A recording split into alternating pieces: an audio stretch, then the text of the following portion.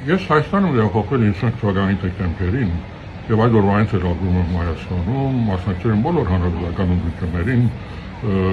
ներկա եմ եղել, քվեարկել եմ, մի մասին էլ, մի քանիսին էլ ամիջական մասնակցություն ունեցել, որպես պատգամավորական թեկնածու։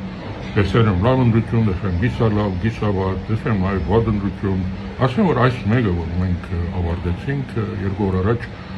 վատ ընտրություն էր։ Վատ ընտրություն էր բոլոր առումներով, նույնիսկ ասեի շատ վատ ընտրություն էր, հաշվի առնելով նաև 2 լրացուցիչ անգամ։ Առաջին, որ արդեն մենք 35 տարվա պետություն ենք շատ հարցերում կայացած եւ նման ընտրություն ենք անցկացնում այդ պայմաններում։ Ավելին, որ շատ ավելի կարևոր է,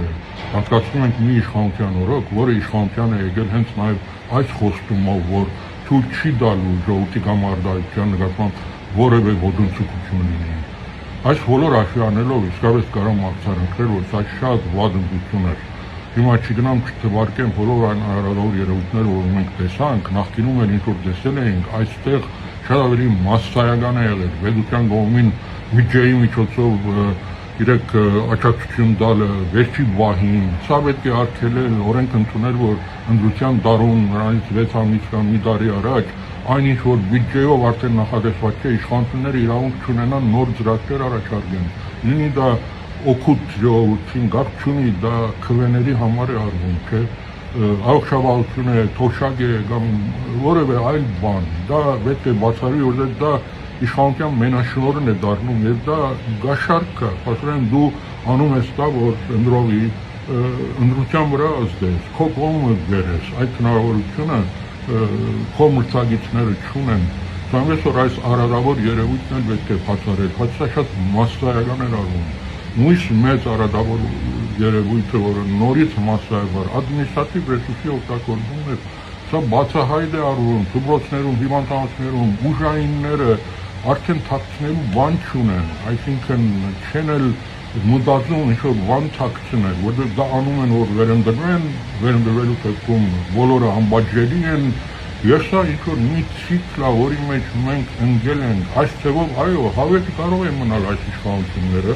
որովհետև կանեն, ավելին կանեն, շատ ավելի կանեն, բայց վերընտրվեն, ոչ որ չի պատժվի եւ այսպես հավերժ այս ցիկլը կարող է գնալ։ Սրա մասին իսկապես պետք է մտածել, ինչ որ այս բոլորը ընդհատել, այն ինչ ես տեսա այս ընտրություններին, ասում եմ, բոլոր հանրապետական ընտրություններին, որ տեսել եմ, մասնակցել եմ, նման բան չի եղել։ Իմ խորը համոզմունքն է, որ այս ընտրությունների արդյունքը իսկապես մեր ժողովրդի ճիշտ կամարտահայտություն չի արտացոլում։ Իմ քննադատականներով իշխանությունների իսկական առանց այդ ազդեցությունների, նրանց ունեցած իսկական ցայների քանակը այն է, ինչ որ հարցումները ցույց էին տալիս, 30-ից 40-ի մեջ մաքսիմումը, սա փաստ է, լրացուցիչ ինչ որ եկել է նման միջոցներով է վերվել, դրա համար էլ օրինականության շատ ուշ խնդիր է առաջացնում։ Հակառակ այս բոլորին, նաև 50%-ը չկարողացան հաղթահարել, չունեն սահմանադրական մեծամասնություն, նույնիսկ չունեն 3/5-ը, ակնհայտ է, նայած հիմա Վարդավառ Հայաստանի ցայների հետ ինչ կանեն։ Այնտեղ իսկապես այն խախտումը, որ արեցին, չգիտեմ, սա ով որ արել է, վերջո իսկապես պետք է բաժանվի, սա արդեն քվեարկության արդյունքների վրա ուղիղ ազդեցություն է։ Մենք տեսանք, չէ, երբ որ Մեծնական ընտրական հանձնաժողովը ամփոփեց արդյունքները, 4 թիվը տեսել ենք, չէ, կայքի վրա, մեր աչքերով տեսել ենք, ես նույնիսկ եթե չեմ սխալվում, նկարած ունեմ այդ կադրը։ Տեսել ենք, բայց հետո փոխեցիք, չէ։ Դաշտեցիք 3.96, շատ փոքր ինչ-որ դոգոս իջացիք, որ չանցնեն, որովհետև ես լուրջ հիմք ունեմ կասկածելու եւ այդ հիմքը ցույց եք տալիս, որտեղ սա պատահականություն չի կարող լինել։ Եվ իմ համոզմունքը այն է, որ ԿԲ-ի շտաբում նայել են, տեսել են ոչ միայն համացական մեծամասնություն, նույնիսկ 3/5-ը չունեն, որ կարողանան նշանակումներ անեն, կարողանան թեկուզ ինչ-որ համացական օրենք փոխեն։ Ես իրենց համար համարել են, որ անընդունելի է, ինչ-որ բան պետք է փոխեն եւ հանձնարարել են, բարդացրել են, ջնջել են, չգիտեմ, որն են արել, բայց հիմք ունեն կասկածելու, չէ։ Սա չկարող պատահականություն լինել եւ այդ թիվը փոխվել է։ Հետո փորձել են արտահայտել էլեկտրոնային քվեարկության, դա էլ փաստորեն ջրվեց, երբ որ Վարդավառ Հայաստանը իր վալդիվ իրենց կարողացան գտնել իսկապես թե խախտումը գեղձիկը ուր է եղել։ Սա ոչ թե նկարչություն է, սա արդեն մանրանկարչություն է, երբ որ դու 0.04%-ով ինչ որ ճակատագրական բան ես անում, փոփոխություն ես մտցնում, սա քրիտիկական է ընդդիմության համար, սա իշխանության համար ինչ որ 3-5 ունենալը իրեք շատ կարևոր է, բայց արդարությունը պետք է վեճ-վեճով քերիչի, չէ, անկախ թե ինչպիսի արդյունք կլինի։ Սրանից որ ես իսկապես խորը համոզում ունեմ, որ այդ թվերը չի արտահայտում իսկապես մեր ժողովրդի իսկական ցանկությունը կամ արտահայտությունը։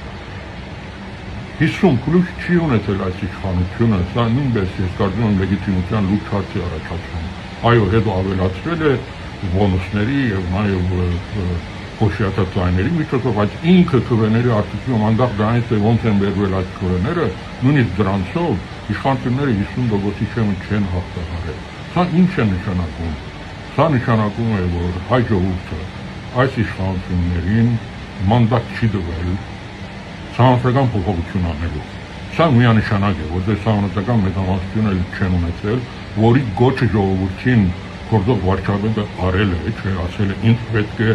սահմանադրական մեծամասնություն, որովհետեւ սահմանադրություն փոխել, ժողովուրդը ոչ է ասել այնտեղ միանշանակ։ Այսինքն իշխանությունները չունեն մանդատ ժողովրդի կողմից սահմանադրությունը փոխելու, չեն կարող սահմանադրությունը ձեռ տան։ Երկրորդ, ժողովուրդը մանդատ չի տվել այս իշխանություններին հայ արաքական եկեղեցու նկատմամբ որևէ ոտնձգություն անելու, սա նույնպես միանշանակ է։ Երրորդ, կարևորներից մեկը, ժողովուրդը մանդատ չի տվել իշխանություններին Հայաստանի սուվերեն տարածքից նույնիսկ 1 սանտիմետր ինչ նաև ինչ-որ հող բան Ադրբեջանին։ Այսօր ցանկացած բادرվագի տակ, անկլավ կամ որևէ այլ բادرվագ այդպիսի մանդատ իրավունք չունեն։ Հայաստանում այսօր ադրբեջանական անկլավներ գոյություն չունեն։ Հակառակը Հայաստանում կան տարածքներ, որոնք Ադրբեջանի հիմա դիրաբերության տակ են անօրինականորեն։ Նրանք մխրճվել են մեր տարածք, նրանք պետք է դուրս գան։ Հայաստանում չկա տարածք, որը պատկանում է Ադրբեջանին եւ որը ենթակա է վերադարձի։ Եվ նման բան անելու հստակորեն այս իշխանությունները մանդատ չունեն։ Չունեն մանդատ սահմանություն փոխելու, չունեն մանդատ հայ արաքական եկեղեցուն որևէ ոտնձգություն անելու, չունեն մանդատ Հայաստանի տարածքային ամբողջականությունը խախտելու։ Սա կարևոր հանգամանք է, եկեք արձանագրենք